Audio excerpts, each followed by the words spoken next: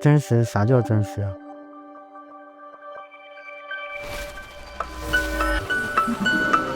它只是就是说，我们应该正视一个事实，接近这个事实，按照事实去思考，无限尽可能的去接近一个事实，实际上它更像一条路。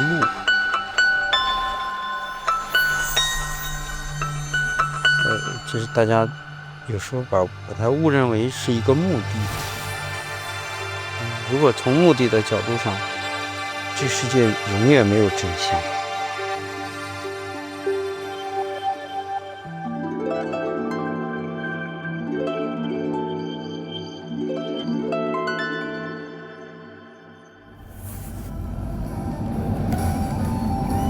我基本上是每天从工作室走回来，走过去，晚上回来都是12点以后往回走。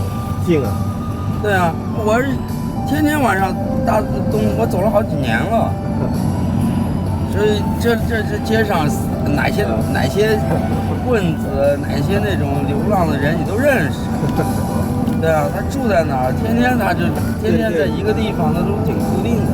这个好像这现在开春以后好一点，冬天巴黎太冷，对，在大街上睡觉确实有点冷。这条街上不少难民呢。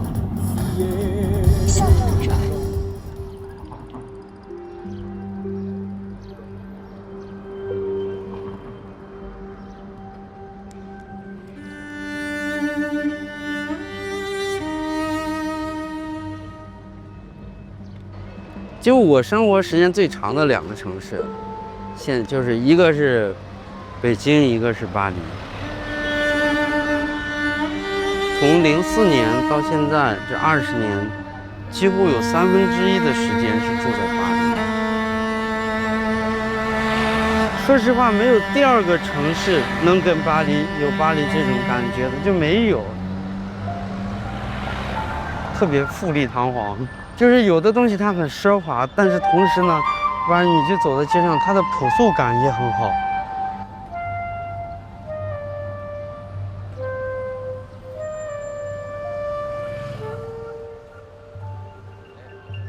我电影里面基本上是不塑造冲突，在很大的程度上都淡化了这种冲突。我不知道他们是出于何等目的，就把这些电影说这些都是一些社会边缘题材、社会边缘人。我说你真是瞎了眼了，那都是这个社会的一个主体人群，哪是边缘人啊？我不想让人看这个人群，不想看这些民间的影像，那我觉得这不是这个创作者的问题，这是你整个社会的兼容度不够。像体育区那种电影，你说那就是那些工人，计划经济朝市场经济转化的这个过程当中嘛，你发生的这些人跟事情，其实是在这个变化当中牺牲很大的，个人的牺牲，家庭。我觉得当这个影片出来以后，这个主流社会的这种对这个影片的排斥，我觉得很可笑。你在某种程度上就是你排斥了这种普通人的生活。我只是就是说，我们通过艺术本身，然后能给我们自己个人和这个族群带来一点尊严。到了今天，几十年都过去了，我们最起码的就是还原一个。他们曾经生活的一个状态，一个基本的一个事实，也就这样。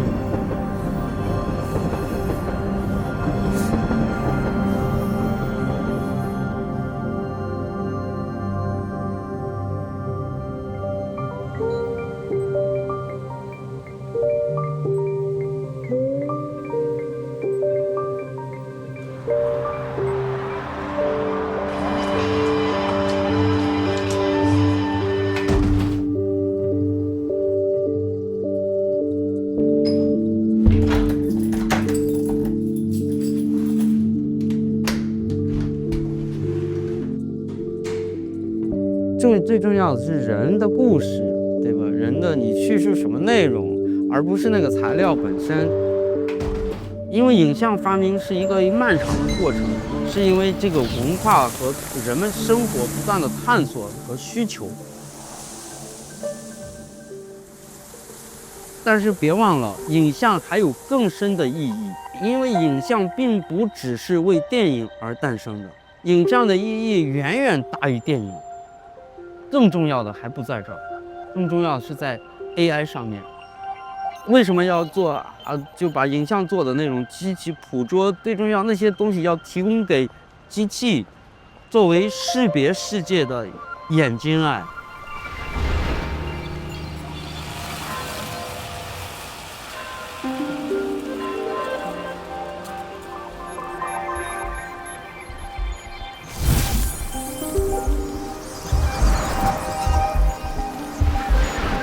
现在影像其实就不是为摄影机服务的，艺术创作用点影像也都是个人用的材料而已。但是真正的，我觉得是在工业化上提供大规模的将来的这个工业化，影像的真正的作用才会体现出来。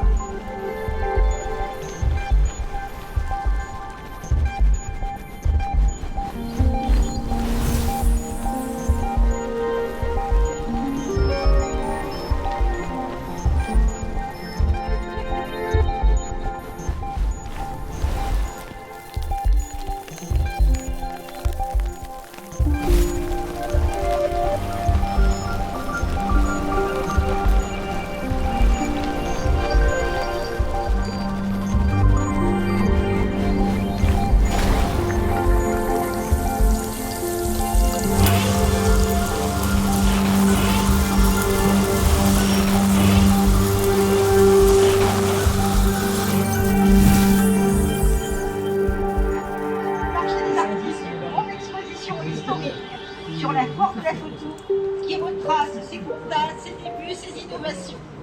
La Nicolas 60 ans 60. 这个镜头现在贵了，以前便宜，但是它这个黄斑好像有点淡。